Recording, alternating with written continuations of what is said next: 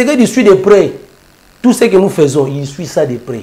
Il a vu Katumbi, avec le président du matin, il fallait nous faire une conférence de presse en vidéo. Dire que nous, voilà, nous rejetons à tous les niveaux les résultats de ce simulacre électoral. Quelques mois plus tard, on voit son parti politique dire que non, voilà, tu vas se présenter, tu vas défendre le peuple dans l'Assemblée nationale. On commence maintenant à faire quoi? À revendiquer des postes. Ils ont cru que le peuple congolais n'est pas sage. C'est que tu le dit. C'est ce que les Congolais ont constaté à Katumbi. Les lots, voilà, le côté est un ascenseur, mais vérité est commise. Et bien, na mnoka Chilombo. Ce qui biso tozoloba, et bien na mnoka Chilombo. Chilombo lui-même, il a reconnu la constance du président Martin Fayulu, mais il a reconnu que Katumbi, c'est un inconstant. C'est un inconstant, c'est un borderline. C'est ça son caractère. Il était avec nous à la Mouka, a changé à qui la Union Sacrée. Après Union Sacrée, il y a une sous-sauté, il y a une résistance. Après résistance, à quoi ils opposants. Finalement, Moutoumobimba, donc hasard totalement versatile. Il y a un moment où il y a un na poste. Les gens parlent tout ça comme Katumbi. Oh non, borderline. Allez, borderline. Parce que lui-même a démontré que non, voilà, il n'est pas respectueux de ses décisions. Bisso, au contraire, ce que nous avons toujours dit dans le passé, c'est ce que nous continuons de dire jusqu'à aujourd'hui. Ce sont des gens qui sont parachutés comme ça. Qui ne connaît rien de sport, place ouana. Il ne fera rien. Tâtonnement partout. Terrain football, sur le bien, les gens minutes, ils ont un kermesse. Mouto Oyazawana, comme responsable des sports et loisirs, il ne connaît pas les conséquences que cela peut amener. Par rapport à la spoliation, d'abord, ce n'est pas de son domaine. Constatez, mais il doit saisir maintenant le ministre de l'Urbanisme et Habitat, ou appelle ça autorisation de bâtir. Comment on peut venir bâtir, construire chez autrui, sans que les propriétaires soient au courant? Ministre des Affaires foncières, il faut balander la banque parce que Bangonde Moutou appelle ça autorisation de bâtir. Et à la Serge Konde, et à son prédécesseur qui était avant lui, Kaboul, tout ça, tous sont concernés. On ne peut jamais spolier une infrastructure sportive sans que le ministre de Titel Ayeba, sans que le ministre de l'Urbanisme et Habitat Ayeba. Balande la Serge Konde, balande la Kaboulo, balande la Pousse Mouabilou, balande la Tipo, ceux qui m'ont de Sakombi. Ce sont eux qui sont à la manœuvre. Parce qu'on ne peut jamais faire quelque chose là dans le stade de Mati sans que Bango Bayeba. Donc il a constaté que le stade de Mati Bateki, il a dénoncé. Oui, si Constant Moutamba au ministre de la Justice, c'est maintenant le travail. Il a dit qu'il va ouvrir les placards. Les placards, Azon en époque à Nani Konde, Azon en époque à Kaboulo, à poursuivre Batouana pour que Nani Oyo a dégagé l'espace Wana et puis l'acquéreur de cet espace-là, c'est qui? On ouvre le placard, les anciens dossiers, en instaurant d'abord l'état des droits. Les placards, là, on va là. Il y a un placard, est-ce qu'il y a parce que là, maintenant, c'est la justice qui va faire son travail. Où il n'y aura pas d'impunité. Où la force va rester à la loi. Où les lois et la constitution doivent être observées scrupuleusement. Il y a un placard, il y a 2000 euros. Au salaire qui n'a ni comment dirais-je, n'a contact, n'a Rwanda, au salut au drapeau, on est quand tout ça. Ou bien, au Yibagelo, au moment on doit déjà fermer toutes les frontières. Oui, parce que les gens qui ont le dossier dans les placards, aujourd'hui, vous êtes en train de dénoncer Moutouba Ibi, Moutouba Salibo, tout ça. Spoiler, stade de Mati, les concernés sont connus. Mais on ne peut pas les poursuivre parce que si on a de dossier mingi, 10% qui est dans le niveau licolo. Avant d'ouvrir les placards, il faut d'abord instaurer l'état des droits. Donc, la minute, ce n'est pas avec Constant Moutamba, de justice, donc c'est-à-dire que la guéri. Non, non. Constant Moutamba est dans un système qui est incarné par un leadership faible. Et c'est un régime d'impunité. Moutamba, comme il est là, il y a des dossiers où il y a aussi mbatté. Tout ce qu'il fait, voilà, c'est juste embellissement. Moutamba aujourd'hui, on est en train de l'acclamer. Il suffit seulement qu'il ose d'aller toucher un dossier sensible. Ils ont impliqué soit famille présidentielle, soit Yemoro Chilombo. Les mêmes gens qui l'applaudissaient seront contre lui. Parce qu'aujourd'hui, on s'attaque à la force du progrès. Antibal, Bakangi, tout ça. Mais Nani Oyo a commis sa force du progrès milice. Les commanditaires, ils sont connus, ils sont là dans l'UDPS. Mais parce que dans un régime où il y a une tolérance, où la force n'est pas à la loi. Ce qu'on met qui le place juste 1%. 99% bazana kanda. Et puis comme il chasse à l'homme. bakomi ko luka sikoyo ba compte à rendre parce que bazana esengote ndenge nini bazokanga bandeko na bango bamisu batikalaka. Aujourd'hui les monstres qu'ils ont créés, ils n'arrivent pas à les maîtriser. C'est un faux Sénat, c'est un faux Assemblée nationale, c'est un Sénat illégitime. Outi na simulacre électoral il y a 2023. Donc ça ne concerne pas le peuple congolais. Ça m'a été là comme Premier ministre. Qu'est-ce qu'il a fait pour les Congolais? Rien du tout. Maintenant, qu'est-ce qu'il va faire au niveau Sénat ou à ça quitté au niveau gouvernement? Donc c'est du folklore. Le peuple congolais n'attend rien de ces régimes ici. Ils ont déjà démontré leurs limites.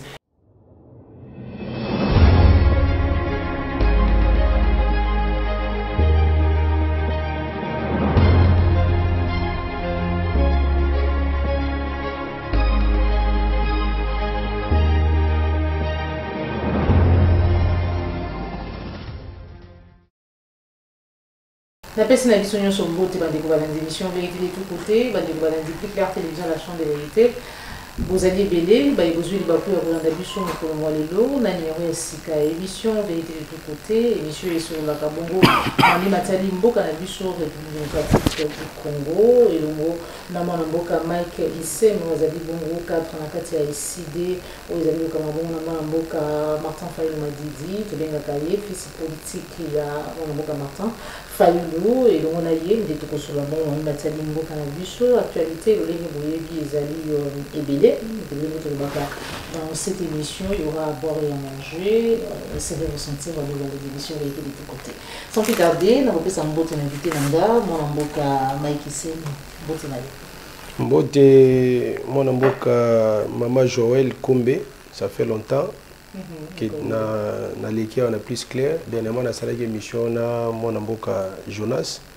C'était aussi bien passé, donc face à face. Mais au sein de l'émission, on a eu des vraiment bien, on a s'appelé Makasi, et puis on a pu les téléspectateurs, surtout il y a plus clair télévision. Mbote Bissika Bozali, Bozala na Kinshasa, Bozala na l'intérieur, tout pays Libanambo, en tout cas je vous salue. Aujourd'hui, tout le blague la vérité, rien que la vérité, parce que il est temps. Il est temps vraiment de parler de la vérité, parce que ça sert à rien. Dans le moment où ça sert à rien dans le moment où non, le peuple congolais n'est pas dupe. Il faut leur dire la vérité. Si vous avez un pouvoir, le beau a un pouvoir. Si vous avez une résistance, le beau a une résistance. Donc il ne faut pas être tantôt tu es chaud, tantôt tu es froid. Non, il faut avoir une position claire afin que Bandeko Bazola Nabiso Baye Biso déjà ma position déjà malgré qu'il y a des gens qui nous ont taxé d'être inconstants, mais Lelo et Bimina Munokona Bango Moko. Et je pense que dans l'émission, on va essayer un peu d'aborder ça pour que les Congolais va comprendre et si il y a une vérité. Voilà. Réaction, il y a SID, on ne pas dire la Moka, par rapport à la situation sécuritaire de Mboka Nabiso. Les autres années, ils ont cessé les faits. Dernièrement, on a qui sorti négatif à la président de la République. Il faut rappeler ce qui était AFC, et Kamani n'a formé Nanga Mkora Yango. Vous avez ancien président de la République, Joseph Kabila, Oyo, a décidé à ça l'insurrection. Commentaire toute lecture. Bon, en tout cas, tu as sabino que l'Union sacrée est la deuxième grossesse. Il y a l'Ibala, il y a Kabila, il y a Chilombo. Les bosses à la qui FCC cash. Les bailleurs qui botent sous mon amoussou, bazo benga Union sacrée. Ce que tu as mingi bateau baza ko constituer Union sacrée, ce sont des anciens kabilistes. Des anciens moboutistes. Union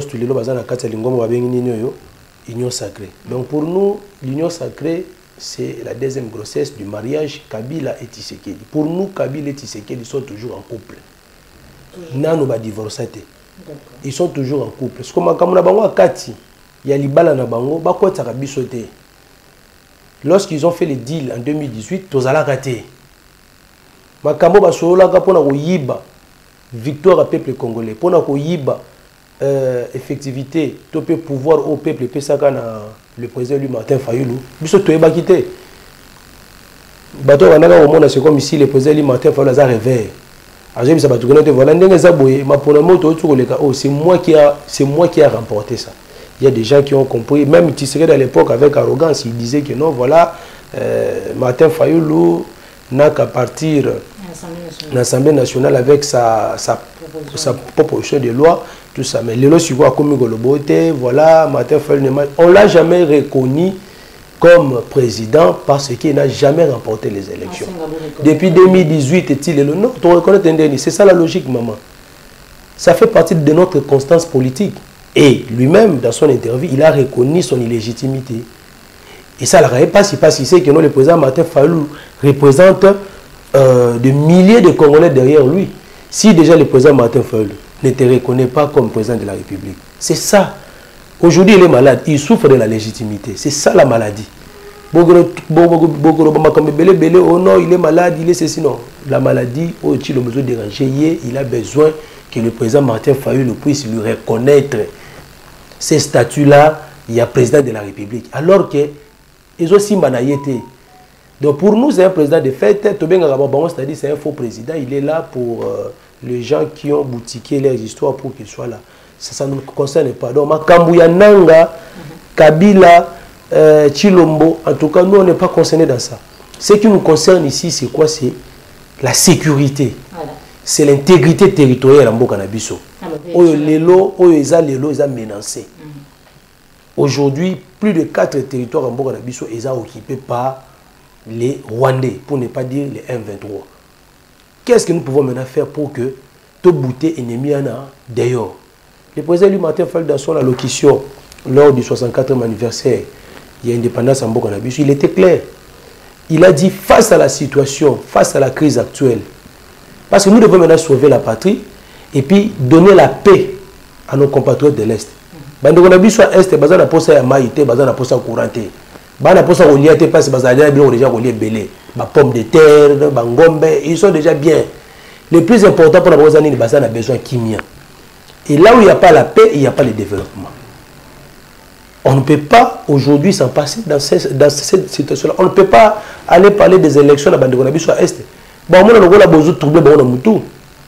Le plus important pour la Bango, c'est ça que nous avons une solution où il faut permettre Bango de kimia.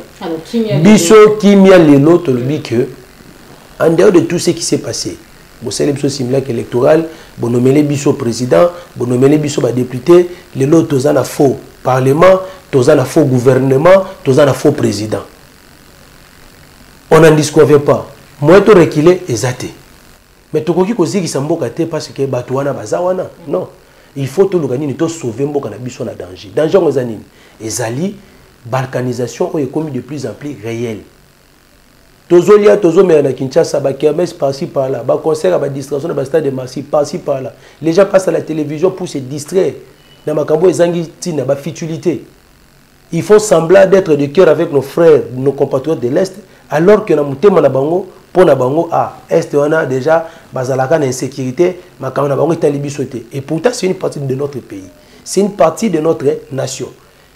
Et on nous demande le président Martin Fayulu en tant que le président légalement élu par le peuple congolais, légitime du peuple congolais, non, non.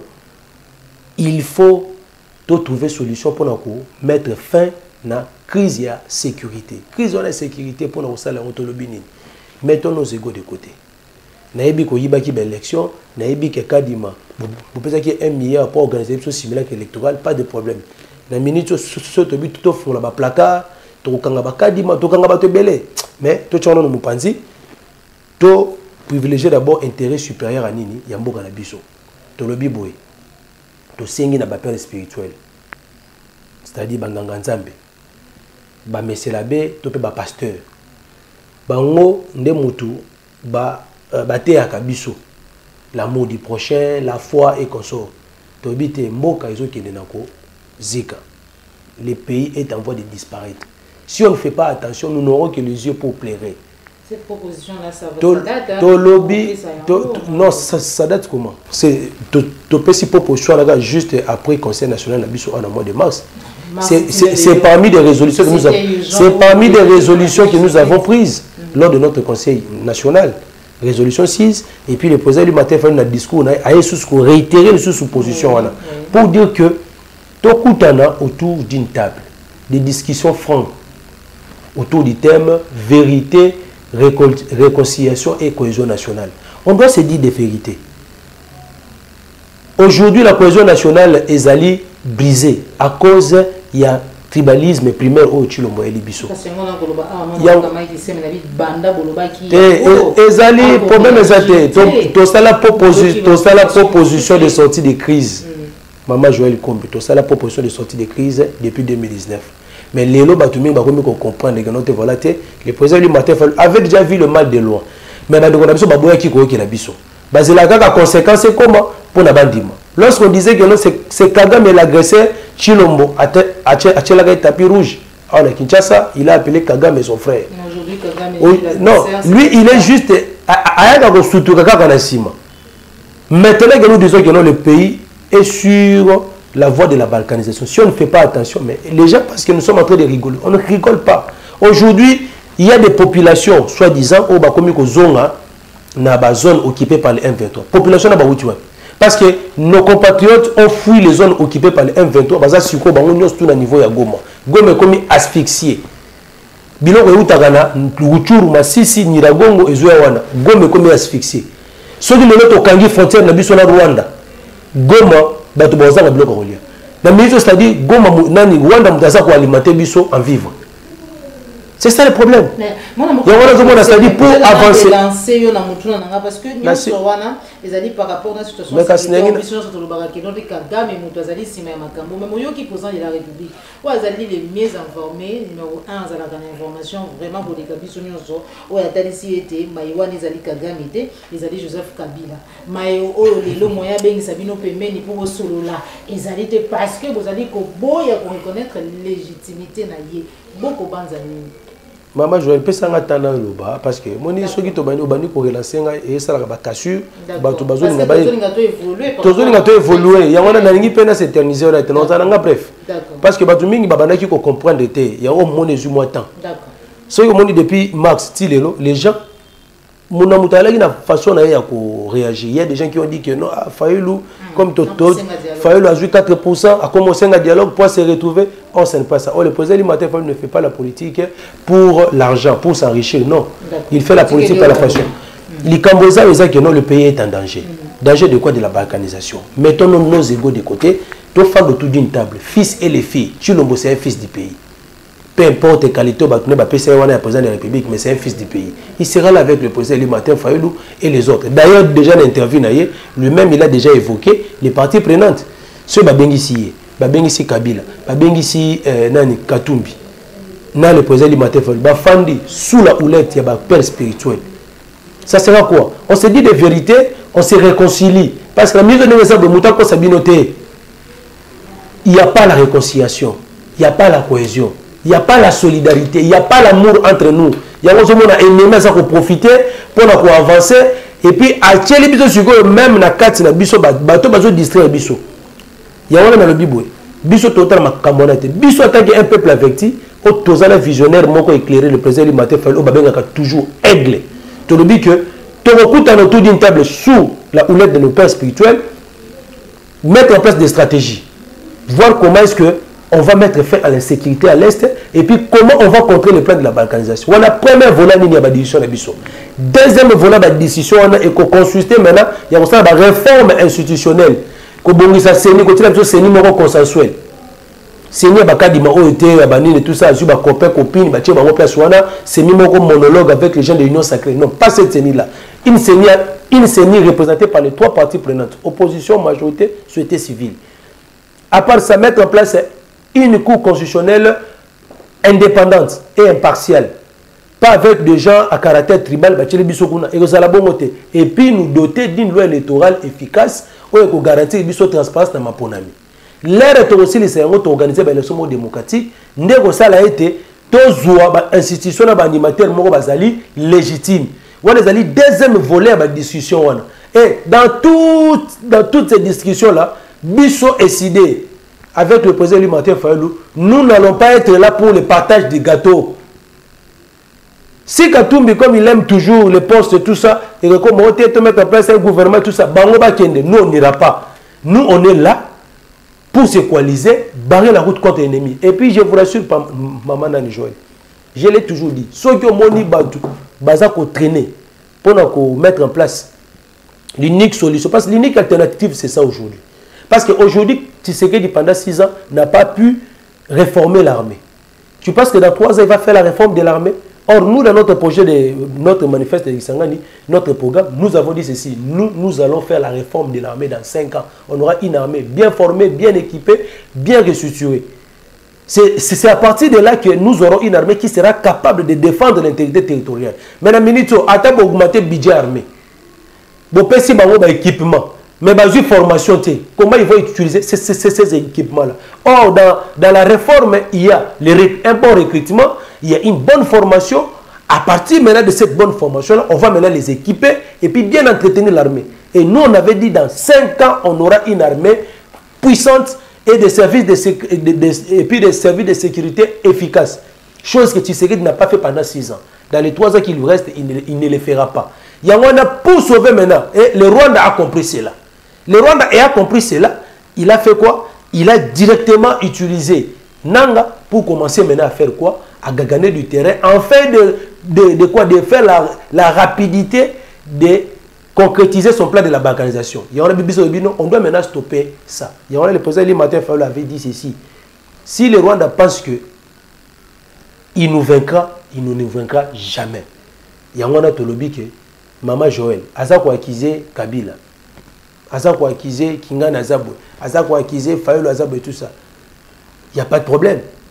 C'est lui qui est bon, c'est lui qui est tout ça. Et puis nous ne sommes pas en train de demander le dialogue dans Chilombo. Mais il donne l'impression, c'est comme ici, nous, on a demandé le dialogue auprès de lui par l'entremise des pères spirituels. C'est faux. Nous, on n'a pas demandé le dialogue. Il n'a pas la compétence de nous convoquer au dialogue, comme il est là Chilombo. Il n'a pas la compétence. Lui-même d'abord constitue un problème. Okay. Mais si on doit maintenant, comment c'est-à-dire, entrer en profondeur, on ne peut pas se mettre, si on doit vraiment, comment dirais-je, dire que non, voilà, le président du matin ne peut jamais discuter avec Chilombo comme ça. Mais nous privilégions l'intérêt de la nation, il y a un moment où on dit, tout sur la base, privilégier l'intérêt, oui, c'est ça. Reconnaître, payer. Tout reconnaître pour l'année. Non. Reconnaître parce qu'il n'a jamais été élu. Non. Il n'a jamais été élu, tout reconnaître été. La paix, la sécurité de notre pays, la défense de notre intégrité, la défense de notre intégrité territoriale, lui, il pense qu'il y a eu on a cessé les faits. Lui, il pense qu'il y a eu une trêve humanitaire. Il pense qu'il y a eu un processus de paix. Il y a Nairobi et à Luanda. Non. L'intégrité de notre pays doit être assurée par nous-mêmes, les Congolais. Il y a un Tolobi que non, il est temps.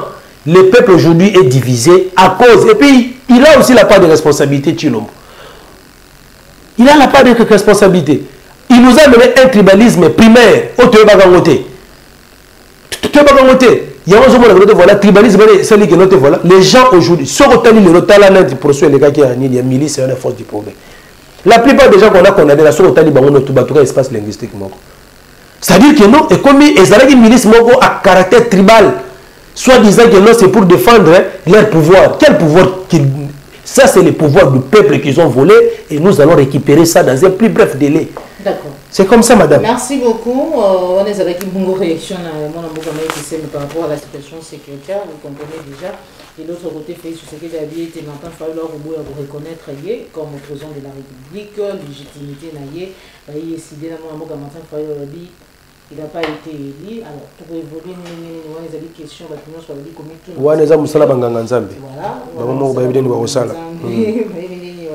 Alors, Olanda qui interview président de la République, a dit que le Dengeni pour réduire le pouvoir d'achat, il y a des Congolais. Et bien, il y a des lapsus, il y a sa volonté, parce que c'est ce que nous vivons aujourd'hui. Qu'est-ce que pense rien ne va, Maman Joël Kombe.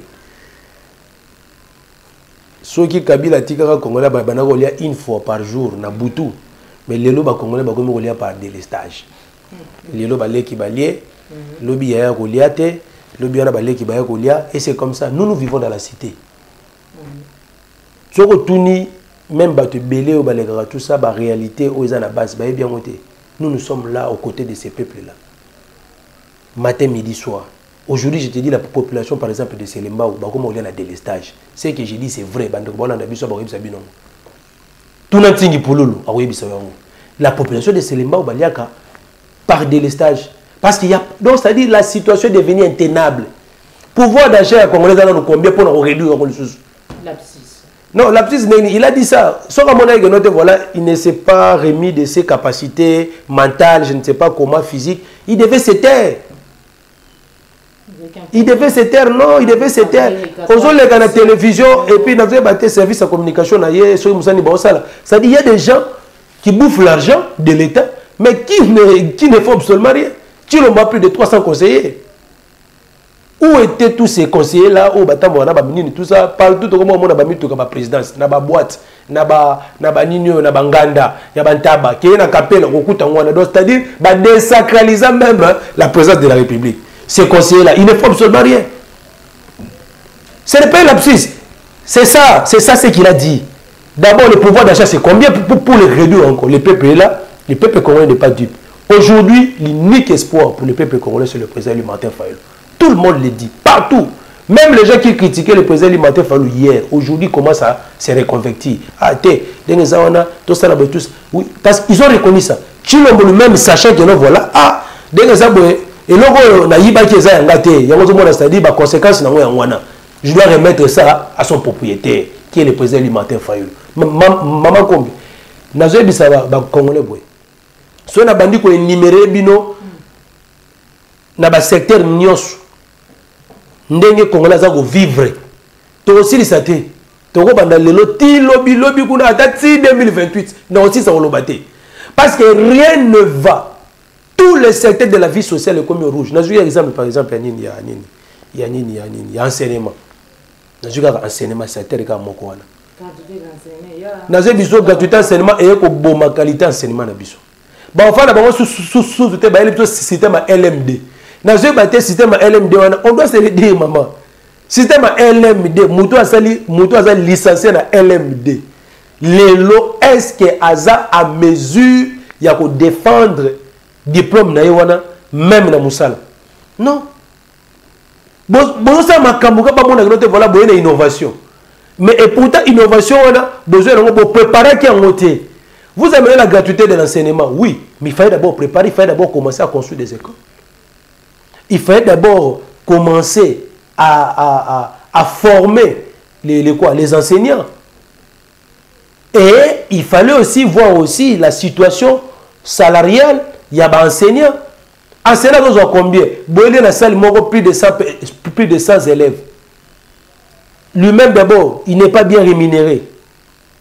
Asa na difficulté ko pesa le meilleur de lui-même na bana wana ngalo la koko tika mwana ngata ke notanga na nino na école publique eza pour na bon médication mwana ngai gratuité enseignement et ko bon enseignement na biso on a pu mais au tira mona mukomo te bato no sake bana ba na école publique wana là où ils disent que non c'est la gratuité c'est un échec patent yemo ga yebero de il a échoué et les gens qui étaient là na tout ça beaucoup de gens ministre de l'école liboso accusé de détournement. Maintenant, la gratuité, c'est où? La gratuité a détruit notre enseignement. Aujourd'hui, l'enseignement de Bisso et perdre même c'est-à-dire valeur, crédibilité, dans l'école primaire, secondaire, université. Nous, heureusement, on a eu la chance. Il y a remis tant déjà avant. Mais dans les minutes, ils ont vraiment passé. 90% des diplômés. Maman, mais à côté de l'émission, Chilomba, à côté de l'émission, même recours l'examen d'État. Tout est là au monde en côté. Et alors, ceux qui comme Zate, Batubazo Lela. Mais le long où tu as des résultats comme Zate, alors c'est pas là. À quel point de parce qu'il y a dit, voilà, ce qui est l'inspection générale, préfet d'abord, on va mettre d'accord, recours et bima. Aujourd'hui, tous les finalistes, tous les finalistes ont réussi. Il n'y a plus d'échecs. Même dans la classe, tout ça, qui est dans l'école, tu es 30%, 40%, tout le monde passe l'année. Donc, échec à la sous-souté avec la gratuité de l'enseignement. Avec la gratuité de l'enseignement, diplôme d'été comme on a recours. Et finalement, il y a un enseignement à Bisso. Donc, l'enseignement à Bisso est baby complètement. Il y a des gens qui terminent les études, mais ils n'ont aucun bagage. Même pour s'exprimer, même pour écrire une phrase en français, à bien noté. Voilà national Chilombo. Il y a un là, Chilombo, il est incompétent.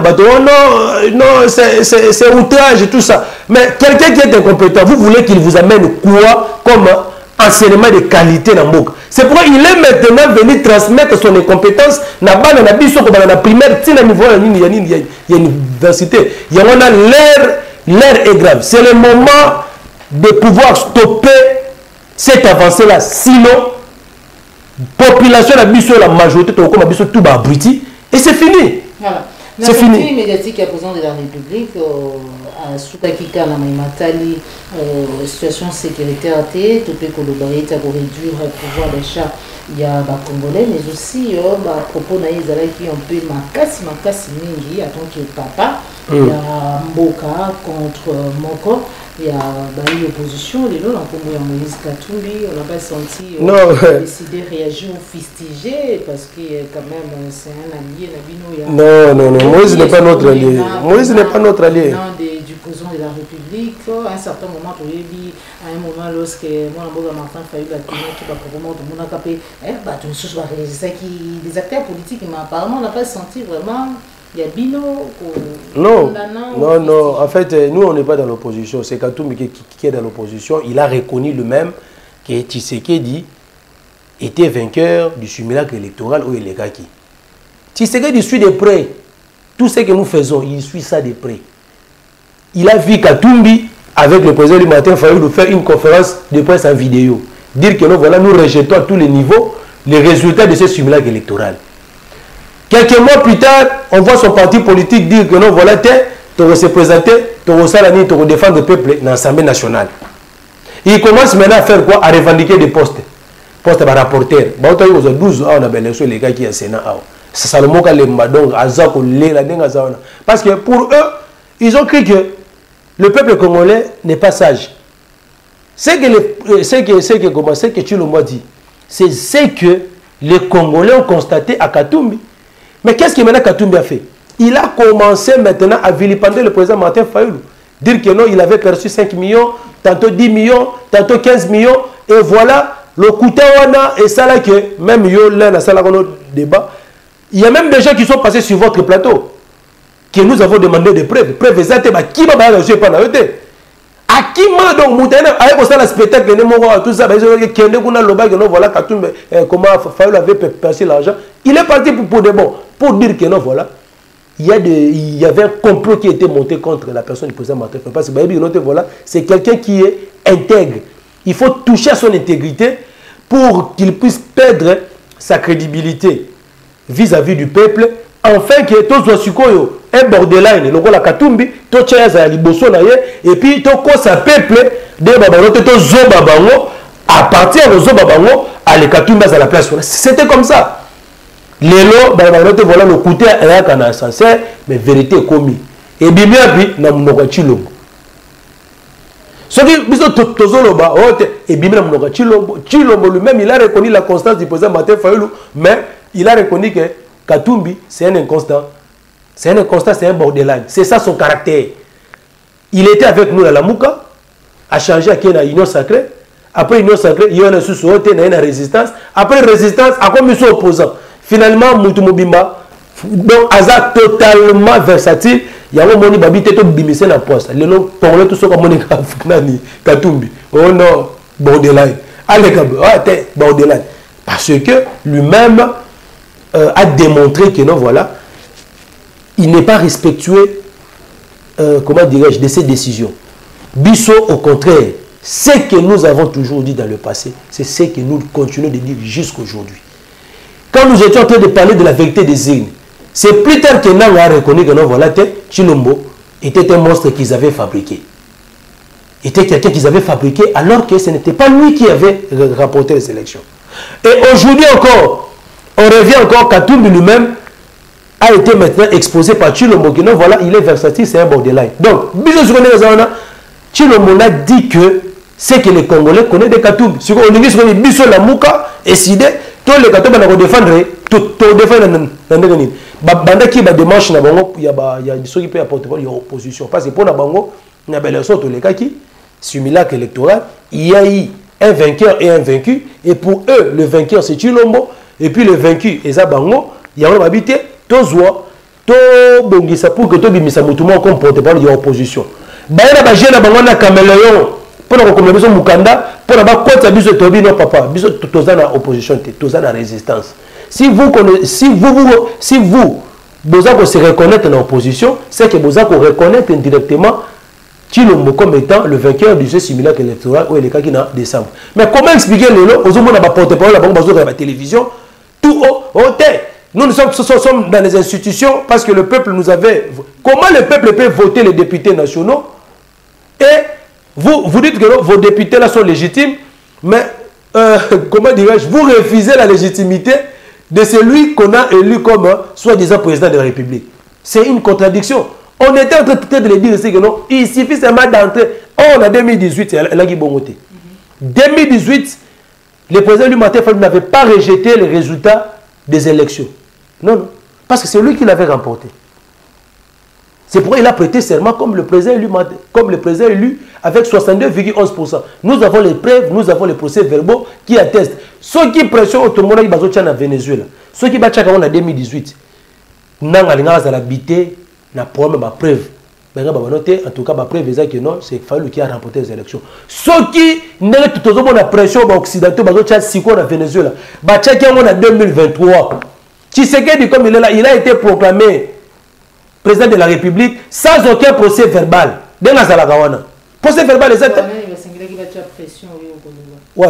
Non, j'ai dit ceci. Pression occidentale, na Venezuela. Pour la Rosenga, nani Maduro, ala kisabatu ba preuve za ko attester que non, azwa ki na maponami. Ce qui va senga yango na kadima. Chilombo ne serait pas aujourd'hui proclamé comme président de la République. Voilà, on ne doit pas répéter les erreurs du passé. Maintenant que nous allons vers les élections démocratiques, la même communauté internationale. De la même manière qu'ils ont exigé les procès-verbaux, il y a élection, il y a Maduro, qu'il fasse aussi autant pour celui qui sera élu lors des prochains scrutins. Pour ne pas dire 2028, parce que l'élection avant 2028. Parce que dès qu'on a une discussion, on va faire des réformes institutionnelles. Tout va tomber cadique. C'est parlement, il faut parlement, faut gouvernement. Et quoi entre nous les fils et les filles du Congo. Entre les fils et les filles du Congo. Chilombo Zawana, Kabila Zawana, Katumba Zawana, nous tous on se met autour d'une table et puis on les fait. Si lui il pense que voilà, il va nous amener selon lui. Aujourd'hui, il commence à donner l'impression, c'est comme ici, c'est lui qui a pris l'initiative d'appeler les autres. Non, ce n'est pas lui. Lui n'a jamais, non, il n'a pas pris l'initiative. L'initiative vient du président du Martin. Il faut reconnaître ça. Mais on n'a pas voulu que nous soyons tous en avant. Tous les autres, les pères spirituels, attaquer papa Nabiso et Yamolimo, contacter tous les peuples congolais, toutes les couches sociales, tout fan à tout sur la pour sauver beaucoup de danger. C'est comme ça. Tu vas reconnaître tant qu'il n'a jamais battu le président élu Martin Fayulu aux élections. C'est ça, c'est clair. Merci beaucoup, mon Amboka Mike Sem. Marie-Nathalie Stade des Martyrs, les alliés pour le Bissara Congolais Bélé. Commentaire, nous allons ça là par rapport à la spoliation. Il y a une partie à passer. Ouais, au tombé vraiment juste parce que voilà domaine parce que récemment ici, Namikole Leki, Nazala qui nommé secrétaire national en charge des sports et loisirs, n'a décidé. Donc on a banné des consultations d'ailleurs, ma consultation avec les sportifs. Les sportifs, ça te gaga, les sportifs. Même Moutabetara tennis, Moutabetara Nzango, c'est un sportif. Donc, sport est la discipline est belle. Donc, Bissolaire, le président du Martin Fayulu a confié la responsabilité comme responsable. Il y a sport et loisirs. Aïebi, de quoi je suis capable. Parce qu'aujourd'hui, nous, on ne va pas apprendre les choses en état de la gestion. Tous les secrétaires nationaux aujourd'hui de l'ICD sont comme le gouvernement du président du Martin Fayulu. Chacun dans son domaine. Maman Chantal a la communication et médias. Au monde, on a manulaka bien, on a maîtrisé les médias. Aujourd'hui, si on est aux affaires, PCA, département communication et médias, comme Ayebi déjà en haut déjà. Alors, on a facilité déjà au salaire. Mais contrairement à tout, bazar les lots, bazar à moi passerait le pouvoir, ce sont des gens qui sont parachutés comme ça. Bazou Moudoga Bidim, qui ne connaît rien des sports, place il ne fera rien. Il y a des réfugiés alimentaires, on a diaspora, on a 10 à 20 ans, à même studio à Kinshasa. Mais aujourd'hui, comme le détournement et la corruption, et l'épidémie dans le régime qu'on doit combattre, et finalement, aujourd'hui, tout comme on s'enrichit par-ci par-là, mais il ne faisait absolument rien. yo, ça la place, ça la boue, ça la boue, ça la boue. Tâtonnement partout. C'est un régime qui a démontré ses limites. Dans certains sports, il y a on a profité pour nous non. C'est samedi si je vais te tenir une conférence de presse au cours de laquelle je vais présenter mon programme d'action. Le programme où on a expliqué bino politique sportive nini oyo biso décidé avec la vision du président Eli Martin Fayulu qui est celle de bâtir un Congo libre, digne, fort et prospère. Sur la matière de sport, à part on a besoin de la ligne. Il y a un moyen de faire un web boya. Mais concernant la spoliation, c'est parmi les éléments que j'ai épinglés dans mon programme. Il y a aujourd'hui spoliation des infrastructures sportives. Et ça reste de martyrs. Le terrain de football, si on a bien, les gens minutes, ils ont un kermesse. Place de mettre balle et pourquoi? Parce que Mouto Oyazawana, comme responsable des sports et loisirs, il ne connaît pas les conséquences que cela peut amener. Comme il y a aux yeux, tout ça, il n'y a pas des espaces où les gens peuvent pratiquer les sports. Exactement. Tout ça. Pourquoi? Parce qu'il n'y a pas une politique sportive efficace pour promouvoir, pour développer le sport, pour valoriser le sport.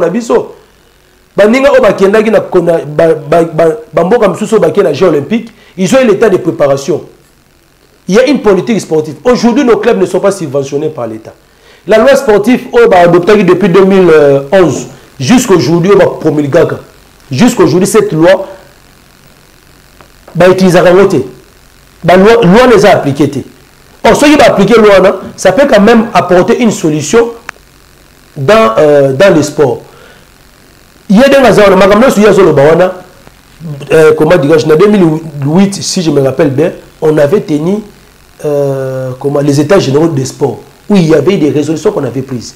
Si ces résolutions sont autour de tout appliquer les lois sport, il y a un stade où ils ont loté. Il y a des gens comme c'est quelqu'un comme ministre des sports. Première chose, je vais d'abord convoquer les états généraux des sports. Il y a un retard. Là, on a le lobby, on a c'est-à-dire que l'état de même dans le sport, il y a un américain peu pour que les bateaux comprendre que voilà, ce n'est pas pour rien que je suis là. On m'a mis parce que je suis d'abord du domaine, parce que je suis d'abord sportif. C'est pourquoi on m'a mis là-bas. Par rapport à la spoliation, d'abord, ce n'est pas de son domaine. Où les gens sont ministre, il y a urbanisme et habitat. Et ça y était. Il a constaté. Non, il a constaté, mais il a saisi maintenant le ministre de l'urbanisme et habitat, ou après sa autorisation de bâtir. Comment on peut venir bâtir, construire chez autrui sans que les propriétaires soient au courant? Donc, le ministre de l'urbanisme et habitat, ministre des Affaires foncières, il faut balander la banque parce que banque de moutou appelle ça autorisation de bâtir. Vous savez, si vous avez il y a eu ceci, il y a eu cela. Et c'est la Serge Conde, et c'est son prédécesseur qui était avant lui, Kaboul, tout ça. Bango Nyosouana Baza concerné, et Kaboul, et ancien ministre des Sports, et ancien ministre urbanisme et habitat, et ancien ministre des Affaires foncières. Tous sont concernés. On ne peut jamais spolier, comment dirais-je, une infrastructure sportive sans que le ministre de tutelle Ayeba, sans que le ministre de l'urbanisme et habitat Ayeba. Mais si on était dans un pays sérieux, la ministre déjà la enquête, l'investigation, la Serge Conde, la Kaboulo, la Pousse Mouabilou, la Tipo, ceux qui m'ont de Sarombi. Ce sont eux qui sont à la manœuvre. Parce qu'on ne peut jamais faire quelque chose là dans le stade de Martyr sans que Bango Bayeba. Donc il a constaté que le stade de Martyr, il a dénoncé. Oui. Si Constant Moutamba, ministre de la Justice, c'est maintenant le travail. Il a dit qu'il va ouvrir les placards. Les placards, il y a une époque, il y a Konde, il y a une époque à Kaboulo, il y a une époque il y a Momolendo, à poursuivre Batouana pour que Nani Oyo atteigne l'espace Wana. Et puis, l'acquéreur de cet espace-là, c'est qui? Aujourd'hui, comment on va spolier place?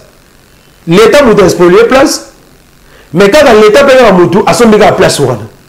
L'État à travers un individu qui est en fonction a utilisé casquette de ministre, il y a urbanisme et habitat, ceux qui payent affaires foncières, ceux qui payent à sport, à spolier place à l'État. Acquérir Azui acquérir Moutoumoro X. Aïe, soit-disant aïe, au son place one. Mais ce qu'on a acquérir one, et ça il y a un ministre, mais si vous a utilisé Moutoumoussous. Donc, le système maintenant, c'est pourquoi je dis ceci. Pourquoi est-ce que détournement, la corruption est commis tout ça? Parce qu'il n'y a pas de sanctions sévères. Il n'y a pas de sanctions sévères. Voilà pourquoi nous, à travers notre programme de gouvernance, on ne peut pas avoir une bonne gouvernance sans pour autant instaurer l'état des droits. Jamais. Non, mais la justice est malade. Lorsque la justice est malade, cela implique qu'il n'y a pas d'état des droits. Tshisekedi lui-même, il a reconnu que non, voilà, je n'ai pas pu instaurer l'état des droits. Lorsqu'il dit que la justice est malade, c'est-à-dire que non, c'est un pays où il n'y a pas d'état des droits. Maintenant, comment tu es en train de pleurnicher qu'il n'y a pas l'état des droits, mais en même temps, tu dis que non, tu vas ouvrir les placards. On ouvre les placards, les anciens dossiers, en instaurant d'abord l'état des droits. L'état où, parce que dans les placards, là, on va là. Il y a beaucoup de choses dans le placard, est-ce qu'il y a parce que là, maintenant, c'est la justice qui va faire son travail. Où il n'y aura pas d'impunité. Où la force va rester à la loi. Où les lois et la constitution doivent être observées scrupuleusement. À ce moment-là, là, les gars, tu le vois, tu as récupéré le pouvoir de Bisso. Bisso, tu refond le placard depuis 2000. Si, Bisso m'a placard il y a 2000. Au salaire qui n'a ni comment dirais-je, na contact na Rwanda moko boye, au salut au drapeau, on est kaka kuna, tout ça. Ou bien au yibage lo bomba la, au bomba ba congolais na ntawakala. Au communauté ça na kati rapport mapping. Mama, dans un bisayo, ba placard biso to fungola, ba te bebele ba osagrote. Aujourd'hui le président du matin fait le prêtre serment. Déjà, nous avant que le président matin fait le prêtre serment, on doit déjà fermer toutes les frontières. Oh. Oui, parce que les gens qui ont le dossier dans les placards, ba olingaba kima. Tokolanda ba nazo bisayo biso ekozala zéro tolérance vis-à-vis de l'impunité, vis-à-vis de la corruption, vis-à-vis de l'enrichissement illicite. On va doter la justice de moyens nécessaires pour combattre les crimes financiers. Aujourd'hui, vous êtes en train de dénoncer Moutoubaïdi, Moutoubassali, tout ça. Stade de Mati, les concernés sont connus. Mais on ne peut pas les poursuivre parce que si on télépé de Sena Mingi, 10% qui est dans le niveau l'écolo.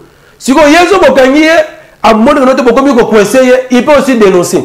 Il y a un monde qui n'a Nico, je défie la justice. Je vais dénoncer. Parce qu'il sait qu'il n'est pas seul. Et ça, c'est vraiment Tembele. Et quand il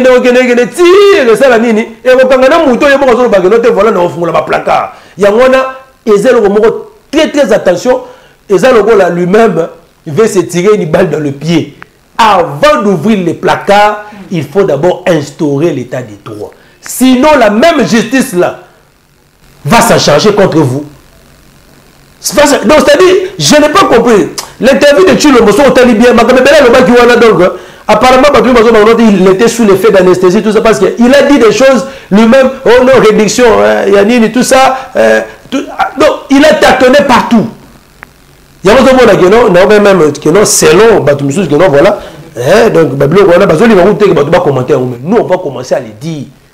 L'interview de Tshisekedi, c'est une interview dans laquelle les choses qu'il a dit, ce sont des choses où ils ont ramouté manaye. Ce sont des vérités. Même lorsqu'il a commencé à dire que papa Batoisa responsable, voilà, Atasoka Yibaki, mais il faut quand même qu'on ait un moins modération parce que c'est un père de famille. Il est là, voilà, il est père de famille. C'est comme ça. Comment tu peux commencer à défendre le gens au besoin de donner public parce qu'il est responsable? Non. Je ne sais pas encore quel mot il a utilisé. Il y a des caméras, il était prévenu ici, mais tout le monde l'a appelé voleur, non? Il était prévenu, on ne l'avait même pas condamné, mais tout le monde l'avait appelé voleur. Mais pourquoi? Parce qu'il a été déjà pris la main dans les sacs. Et on devait maintenant découvrir la vérité. Et lorsqu'on a découvert la vérité que Caméra avait détourné 57 millions, on l'avait condamné, non? Comme la justice est malade, on l'a acquitté. Aujourd'hui, on a fait la promotion de Caméra de la prison à l'Assemblée nationale. C'est ça. C'est ça le problème maintenant de ces régimes ici. Oh, nous, ça ne sera pas là.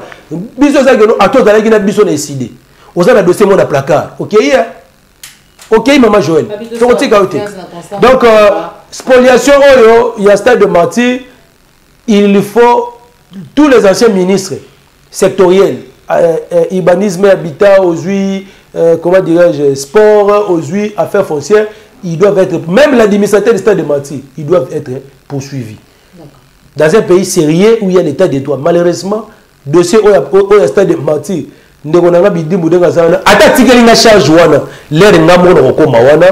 on va, ceux qui ne payent pas, on appelle la carte à placard, on va poursuivre tous ces gens-là pour que l'État dans ses droits. On ne peut pas commencer à spolier les infanticides sportifs. Finalement, partout où on le place ni tourbe tasiko. Ba stadium municipal za ao. Ba tonga mais match beta maraté na banda luanga bakanga. Mais na vacances rote ba fungoli boya kermesse.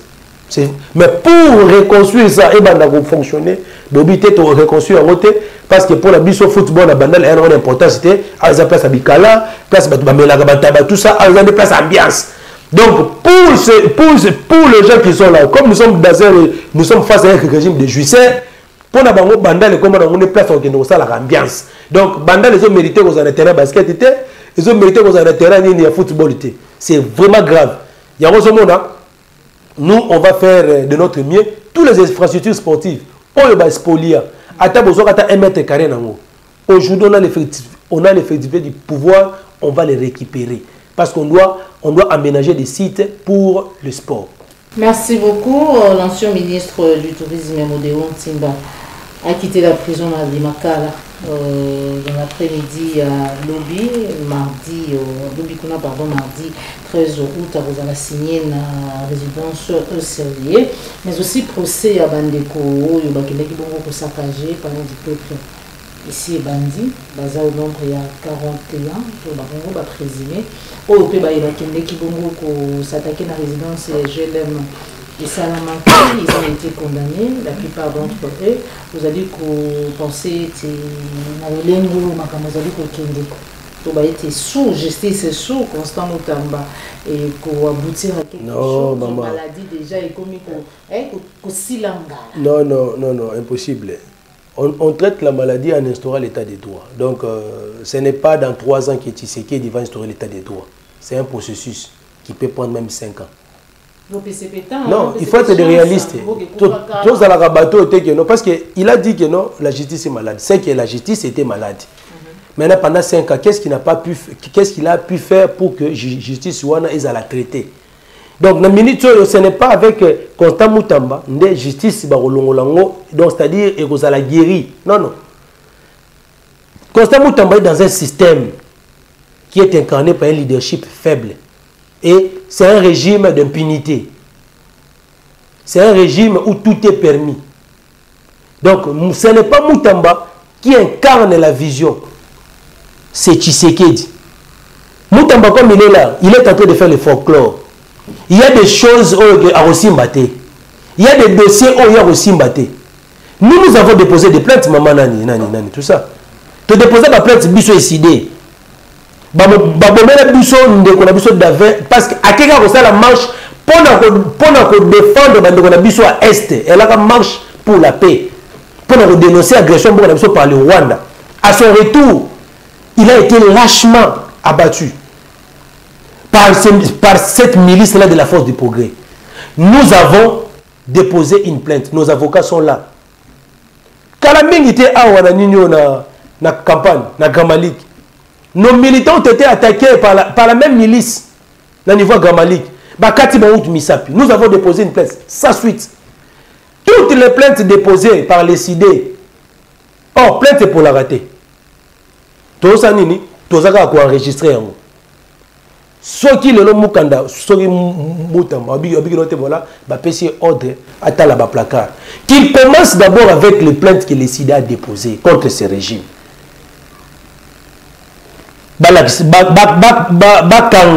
Condamné bato baboma d'avec alala. Ils sont connus.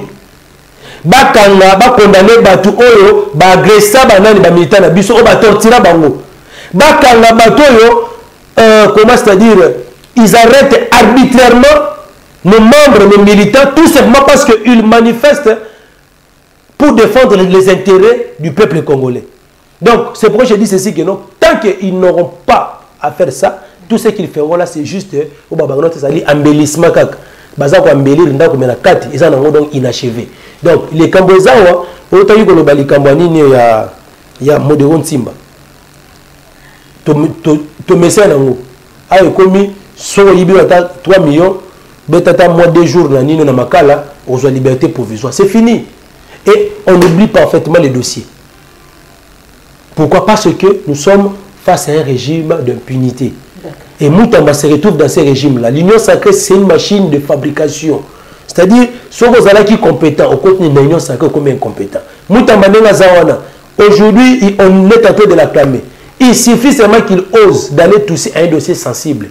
Ils ont impliqué soit famille présidentielle, soit Yemoro Chilombo. Les mêmes gens qui l'applaudissaient seront contre lui. Donc, la ministre des Forces du Progrès, aujourd'hui, nous avons félicité la police et surtout le général Kilimbalim, Madame Moussa Lazaro Sala, Bato Batakaki, Parlement, bien connu. On a identifié des groupes de gens.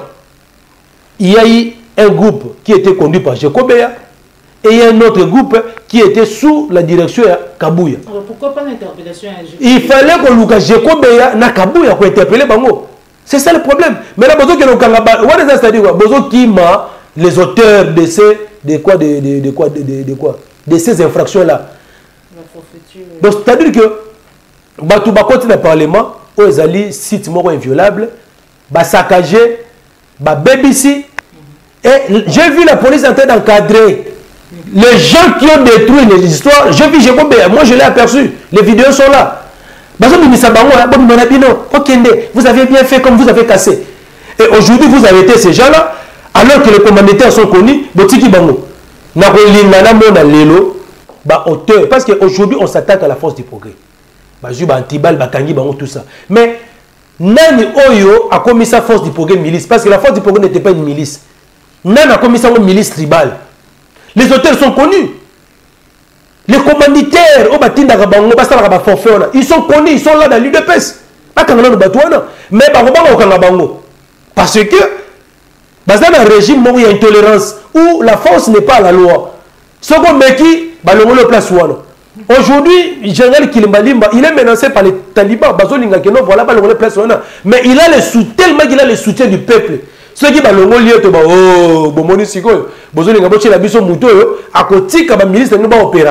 aujourd'hui, il est en train de faire un grand travail pour le démantèlement de ces réseaux-là. Votre confrère, il était à la victime, ils l'ont agressé tout simplement parce que dans les émissions, nous avons dénoncé Bango.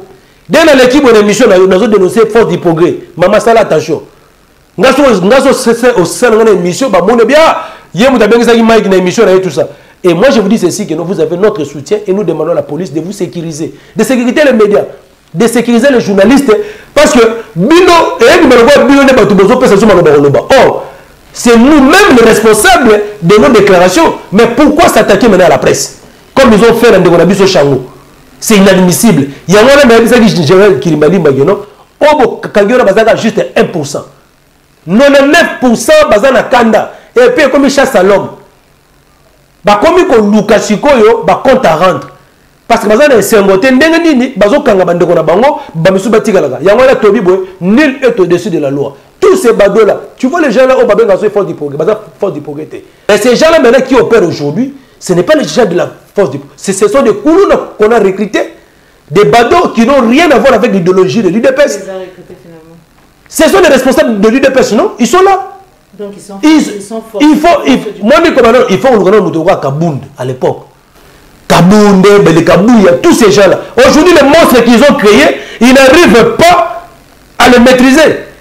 Lorsqu'ils étaient en train, parce que ces gens-là, qui ont recruté pour faire peur à la population.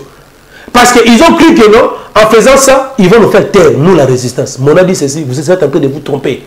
Quel que soit le ministre que vous allez former, face à la résistance, vous allez nous rencontrer sur votre chemin. Combien de fois on a été attaqué par nos marches? Et nous annonçons déjà, c'est 31 août, le président du matin fait la Zoroya.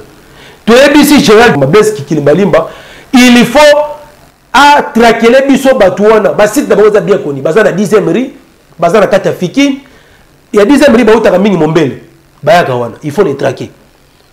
Mais sous na barré bazali, vous avez délogé batouana na nini na niveau il y a Gramalik, mais na Baré Bazali. Parce que là où on a attaqué Chango, c'était à Baré.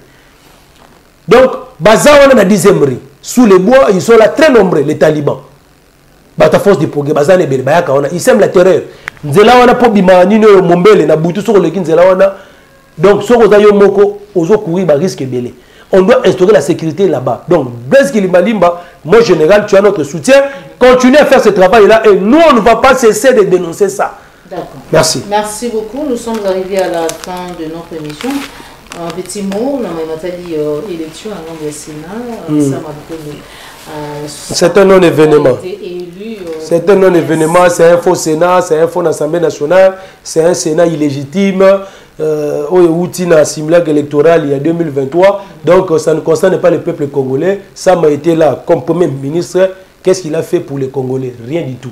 Maintenant, qu'est-ce qu'il va faire au niveau Sénat ou à ça quitté au niveau gouvernement? Donc c'est du folklore. Le peuple congolais n'attend rien de ces régimes ici. Ils ont déjà démontré leurs limites. Je ne sais pas, mot de la fin. Oui. Mot de la fin, c'est que tous les événements moko. Retour à le président élu Martin Fayulu. Na minute na zo bisabino asa na mboka bapaya akoya les 30. Peuple congolais bisika nos tout bozali. Soyez prêts. Préparez-vous en conséquence. Le 16 décembre, on a 3 fois plus que ça. Tout démonter un régime usurpateur qui est l'unique et le seul espoir du peuple congolais, c'est le président élu Martin Fayulu. Il y a massivement le 31 août. À partir de 7 h, au niveau de l'aéroport Anjili, l'aéroport Anjili, le président élu Martin Fayulu, le commandant du peuple,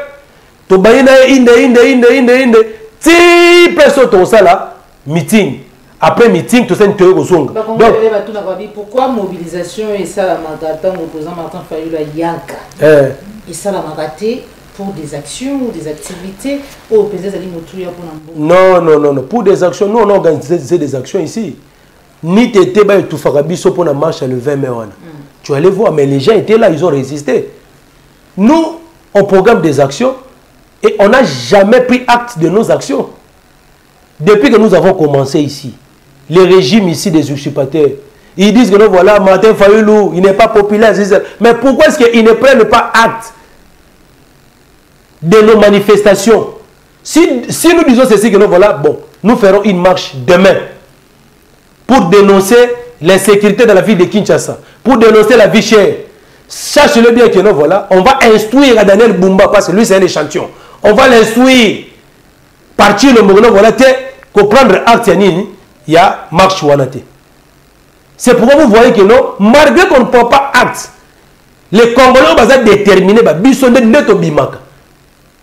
Il y a un truc, bon, ça va, marche tout interdire, bon, retour les gens ont pensé marche, il y a un moment où les Congolais sont souffrir belé. Au moins, ils belé wana koyambaye. Ce qui peut dengue to komaka, parce que nous sommes tous en respectant le texte. On ne peut pas organiser une marche sans informer, comment dirais-je, l'hôtel de ville. On informe l'hôtel de ville parce que Bato Bazar, on a bien que Bazar est illégitime, mais ce sont eux qui engagent l'hôtel de ville. Donc, on a un titre d'information conformément à l'article 26. Mais le mal, c'est quoi? Quand nous écrivons ces mots, voilà, nous allons organiser une marche. Bah, ça, il va reprendre acte dans l'autre. Là, il va reprendre acte dans l'autre, il va déployer des policiers, des militaires. Oh, il fallait que les gens à l'Est pour traquer, les manifestants. Donc c'est un peu ça. C'est-à-dire, nous avons besoin de la résistance. Dès que nous avons qui va prendre acte. Le président du matin, le 31. Nazé Bisso Maman Joël. Avec la colère que le peuple congolais, par rapport à l'Est, par rapport à la vie sociale intenable, il y aura des marches. Cette fois-ci, on ne fera même pas 2-3 marches. Et cause de la marche, il y aura moko. Kaka moko, kaka pamba. Non, et belete parce que les gens ici pensent que non, on va les accompagner comme c'était en 2019. Tout ça, les marches, va avancer. Tout ça, les marches, va avancer. Et puis, Yemoko Félix, il a compris que non, voilà, on était très déterminés. Lorsqu'il a pris l'initiative de changer la constitution, on lui a dit que le jour que tu oseras de changer même une virgule, ça sera un chemin de non-retour. Yemoko a sali retour pédalage à zone ici. le président de la Bongo déjà. Ce qui marche de ça à Tourouille. Ce qui est un objectif, on va atteindre cet objectif-là. Si on n'atteint pas ça, on va continuer seulement à marcher. Donc, on a changé de stratégie. Nous voulons récupérer l'effectivité de notre pouvoir que vous avez volé. Les usurpateurs ici, tous sont en train de faire ça. Parce que si 2028, le pays va disparaître, il y aura le président Martin Fayulu est déterminé. Dès le 31, si tu en décembre, si nous dit que voilà, marche dans le Tongo, marche dans le pour résoudre le problème d'insécurité à Est. Maman Joël, tu as la team ou la solution, il y a ma Est que mon an. Ce qui est monanité, on ne va pas rentrer chez nous à la maison. Ça sera comme ça. Je peux juste rappeler que demain, j'aurai une conférence de presse. Le siège n'a pas été décidé. Non, c'est-à-dire samedi. À 9h, il y aura bien ici plus clair télévision. Boya pour la Rosabilili. Pour la boyer, le programme n'a pas nini na domaine na nini ya sport et loisir na niveau ya ICD et puis pour la ambition. Merci beaucoup. Voilà. Ok. À très bientôt, toujours c'est plus tard télévision. Merci à Jonas India de la réalisation. Je vais être go na go. Je vais faire l'image, je vais pour la UND. À très bientôt. Voilà.